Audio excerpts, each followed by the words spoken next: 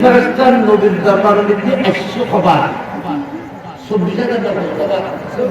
এখানে বড় করে মাত্র না না মাতিলে কথা বুঝতে লিখলেন বুঝা দেন সিন সিন কথা জিবরিল ফেরেশতার নবীর দরবারে খবর আসি 24000 বার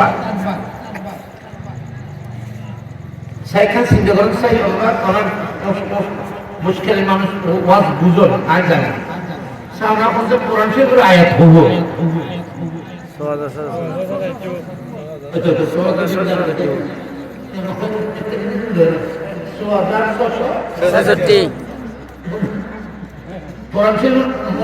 আয়াত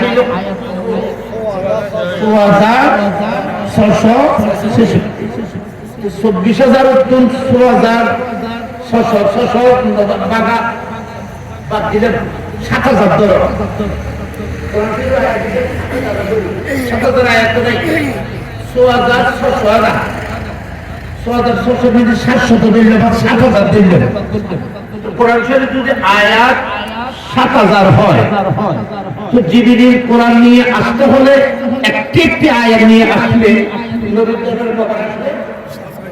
24000 বার 7000 এই তো কথা পড়া একটা মুশকিল নামে সালাগুলো মধ্যে তোমাদের খেয়াল করো এখন সেই জিবরিল নবীর কাছে এসেছে 24000 বার তো কোরআন শরীফের আয়াত কোরআন নিয়ে নবী যদি জিবরিল যদি আয়াত করে তো এক আয়াত হয়ে গেল তো 7000 বার 24000 তো 7000 বাদ দিলে কত থাকে 17000 বার তো জিবরিল তিরিশ পারা কোরআন এমনি তো 7000 বার লাগিয়ে যায় না আরো 17000 বার নবীর দরবার কিনলে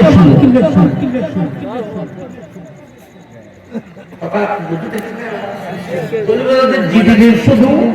কোরআন নিয়ে নবীর দরবার আরো তো থাকে এলে বুঝে নাও স্যার এনে তো কোরআন শরীফ কোন এক আয়াত না জন্য এক আয়াত না জন্য ইলে লো আছে কিন্তু খুব কম এক শব্দ না যদি নিল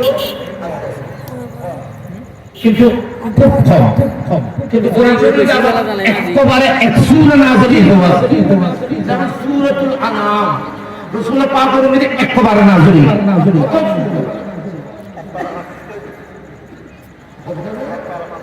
ইব্রাহিম সাহেব করতে এক পারা স্পিরিটে এক পারা স্পিরিটে হলো 20 পৃষ্ঠে এক পারা যে স্পিরিটে প্রায় কাছাকাছি বার এক পারা সোয়া পারার না এক সুলু সত্য বলি এই যে কোরআন শরীফ ইয়েরে গোটা সূরা ইয়েরো রাসূল পাকের কাছে এসেছে সূরা বাকারা সূরাতুত তাওবা প্রায় একসাথে নাযিল হয়েছে সূরাতুল আনফাল প্রায় একসাথে নাযিল হয়েছে সর্বপ্রথম যে সূরা যে আয়াত নাযিল হয়েছিল সর্বপ্রথম নাযিল হতেই তো কমপক্ষে 5 আয়াত নাযিল হয়েছিল তো এই সেটা ধরে হিসাব করে আমি যদি ধরি রাসূল পাকের কাছে জিবরিল এক এক